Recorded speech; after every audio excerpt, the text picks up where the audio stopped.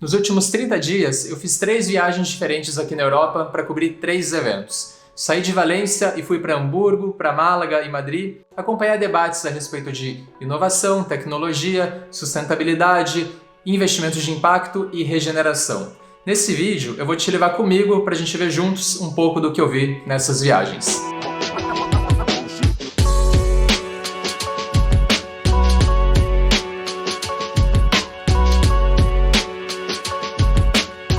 Em Hamburgo, a Next Conference é um evento que eu já fui 4 vezes e sempre faço questão de voltar, porque eles sempre trazem muitos debates interessantes. Dessa vez, a gente teve alguns recortes ligados à economia regenerativa, inclusive. Além de acompanhar as palestras, eu tive a oportunidade de entrevistar 2 palestrantes. A primeira é a Parneet Paul. Ela é doutora em física e comunicadora científica. Trabalha na intersecção entre negócios, medicina de estilo de vida e mudança de comportamento.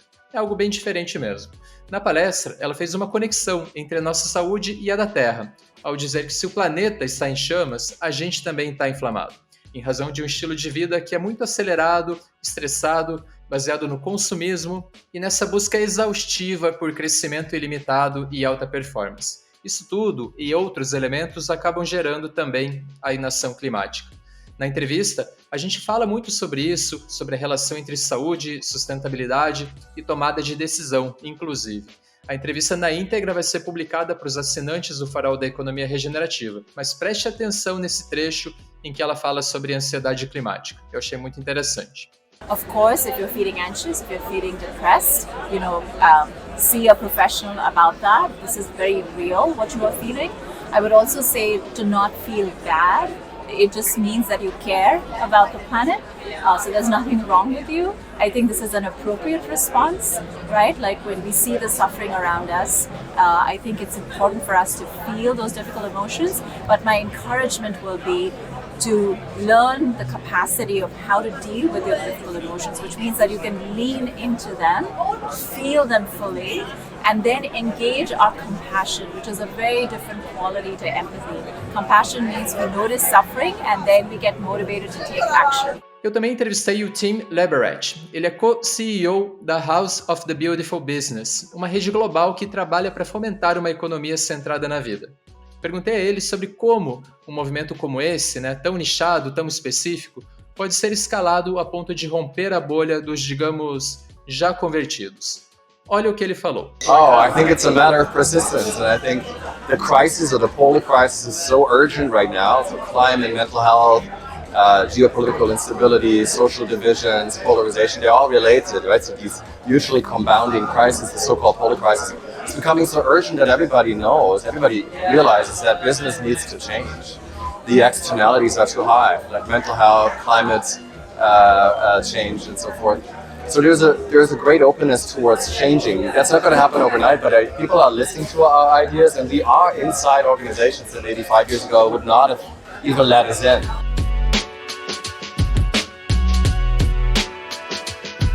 Seguindo o giro de coberturas, em Málaga foram 2 dias imersos em investimentos de impacto no GSG Global Impact Summit. Já em Madrid, o tema central do Sustainable Brands girou em torno do que a curadoria do evento definiu como as características das marcas de impacto. Mas vamos começar por Málaga.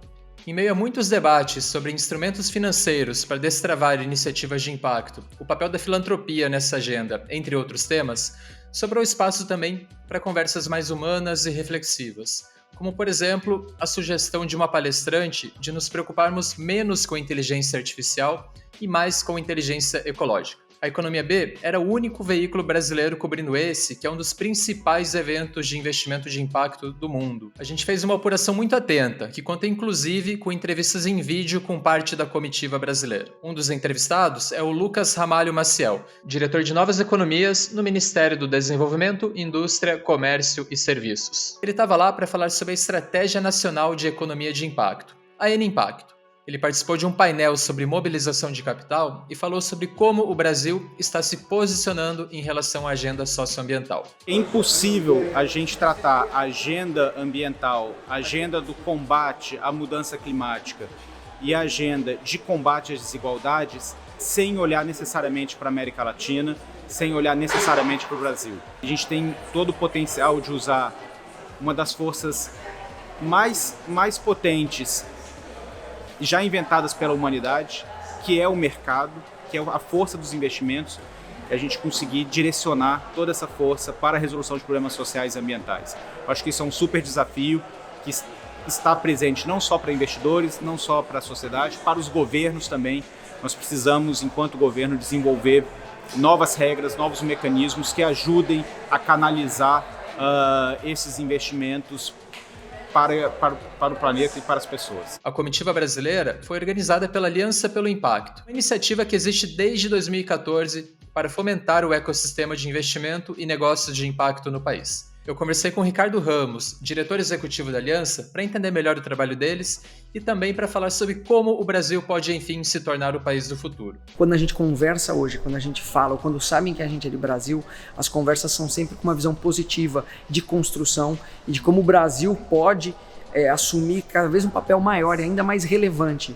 Não tem como falar de questão climática sem falar de sul global e sem falar de Brasil, de Amazônia. Não tem como falar de questão social sem falar da desigualdade do Brasil. E mais importante, a gente não está mais só falando de problemas de Brasil, a gente está falando como o Brasil é uma oportunidade para ser um protagonista nessa mudança. E isso, de certa forma, é geral. A gente vê muito as pessoas olhando para entender o que o Brasil tem de oportunidade e o que o Brasil tem e pode fazer ainda mais nessa agenda. Se fosse para resumir o que ficou do GSG Global Impact Summit em uma frase, seria algo como: o impacto não é uma tendência, mas uma mudança de paradigma.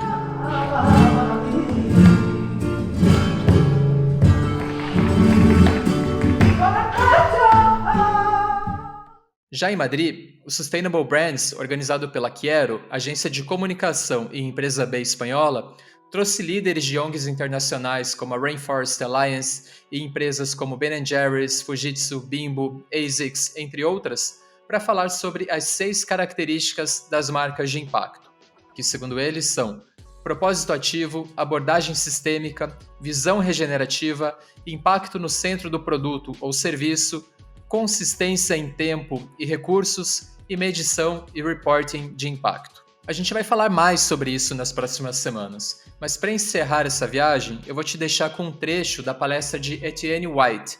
Ela é storyteller e cobre muito essa agenda regenerativa. Eu vou deixar essa fala aqui porque ela resume muito bem por que a economia regenerativa é tão urgente. I think sitting in that truth can lead us to the transformation that we need to see. So let's talk about the truth. And I'm sorry, I did say this is about moving from problems to possibilities. So the next few slides have got some problems, and we'll get to the possibilities bit. So we already know this, right? 6 out of 9 planetary boundaries are already broken. Are we all familiar with the climate strikes? Everyone's familiar with those, showing global warming from 1970 until 2018. And then more recently now, we have the nature strikes. And these nature strikes are along the exact same timeline from 1970 to 2018, and they show nature loss. And so we can directly correlate: as the heat goes up, so we lose nature. And let's add some humans to this. This is GDP over the same time frame. So as our GDP increases, so does the heat, and also nature. We're losing nature at the same time. So this is the human effect. What can those 3 data points tell us? I think we must all be agreed now that infinite growth on a finite planet is just not a good idea. It's not possible. We can't keep doing this.